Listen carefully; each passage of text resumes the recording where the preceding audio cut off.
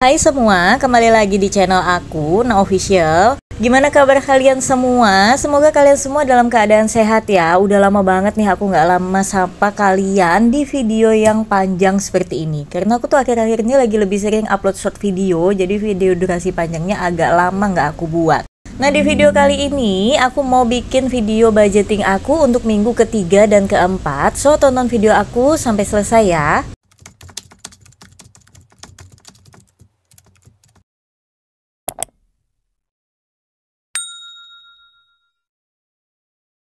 Nah, seperti biasa nih, sebelum aku masuk ke budgetingnya, aku tuh biasanya ambilin dulu sisa-sisa uang belanja di 2 minggu pertama aku. Dan sisa uangnya ini nanti bakal aku tabungin ke challenge tabungan aku yang terbaru.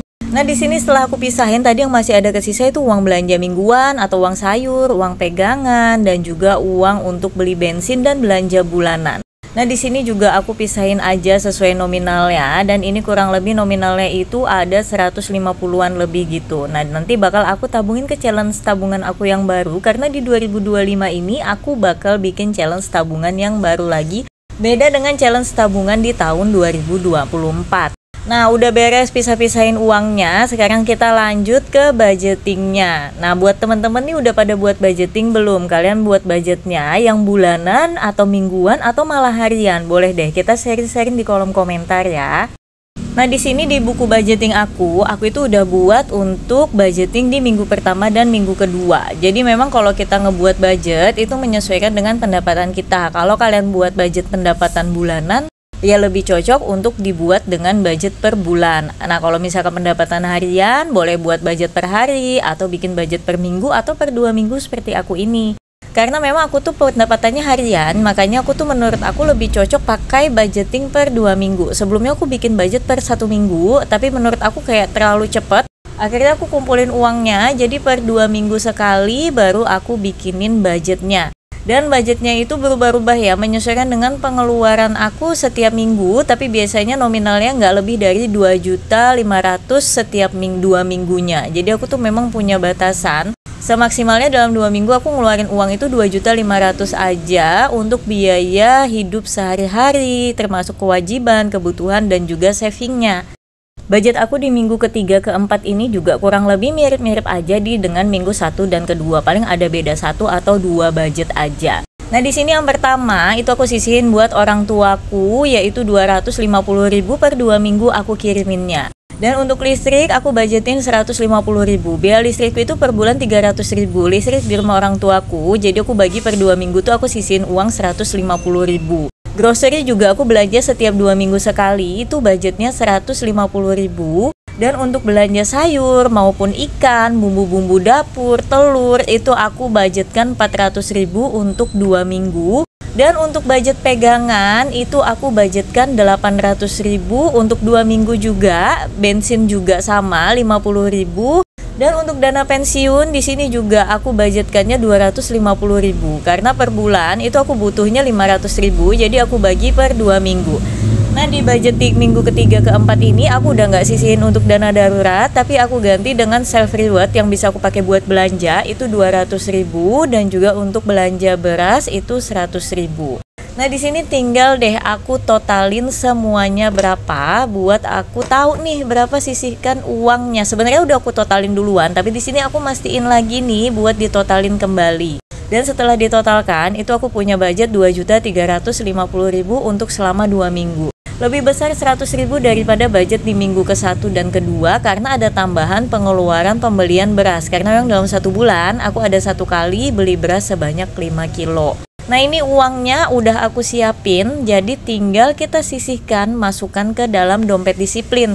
Jadi jangan sekali-sekali uang itu nggak kalian pisahkan maka dalam dompet disiplin ataupun amplop ataupun binder, apapun itu intinya segera pisahkan sesuai dengan budgetnya. Karena kalau dibiarin ngumpul jadi satu seperti itu, nanti kalian akan merasa banyak uang, akhirnya uangnya kepake buat hal-hal yang lain.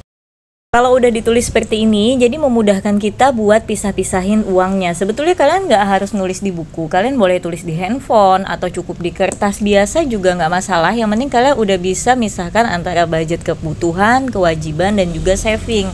Terserah nominalnya berapa, sesuaikan dengan kebutuhan kewajiban kalian setiap bulan. Pada intinya utamakan kewajiban dulu, baru saving, baru kebutuhan.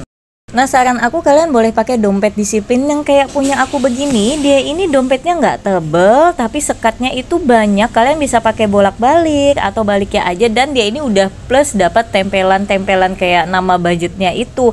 Kalian juga boleh langsung nanti klik link di deskripsi aku untuk beli produknya. Nah, di sini aku masing-masing pisahkan sesuai dengan budget yang udah aku tulis ya. Jadi memang di tahun 2025 ini budgeting aku masih sama persis dengan budget aku di akhir 2024. Dan di tahun ini pun aku nggak ngebeli lagi buku. Jadi biasanya aku tuh setiap tahun selalu pengennya ganti buku endingnya. Bukunya malah numpuk karena rata-rata itu nggak kepake full ya. Masih ada sisa tapi aku ganti. Masih ada sisa tapi aku ganti. Nah, karena ini menurut aku juga bukunya masih banyak dan kemungkinan masih cukup nih buat sampai tahun 2025 habis. Jadi kali ini aku nggak beli. Jadi ini termasuk salah satu bentuk aku berhemat juga. Dan juga menuju hidup minimalisku lebih tercapai supaya aku tuh nggak banyak numpuk-numpukin barang-barang seperti ini. Karena memang terlihatnya belinya nominalnya nggak mahal, kayak under 50k atau under 100.000, bisa dipakai setahun. Aku kemarin mikirnya seperti itu. Tapi ternyata malah jadi numpukin barang aja kayak gitu. Apalagi kalau misalkan belum ada ruangan yang luas. Pokoknya pada intinya sekarang aku tuh setiap tahun memilah-milah barang mana yang bisa aku masih pakai lagi, akan aku pakai lagi. Tapi kalau udah nggak bisa, baru aku nggak pakai, baru aku beli lagi. Nah, contoh dompet uang ini. Dompet ini nih sebetulnya ada yang udah agak sobek-sobek sedikit.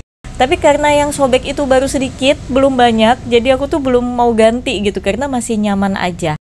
Tapi nggak tahu mungkin nanti 1 atau 2 bulan atau 3-4 bulan ke depan kalau mungkin sobeknya udah tambah parah, nah mungkin bakal aku ganti dengan dompet yang baru. Tapi selama ini masih aku bisa toleransi, jadi aku nggak bakal ganti dia.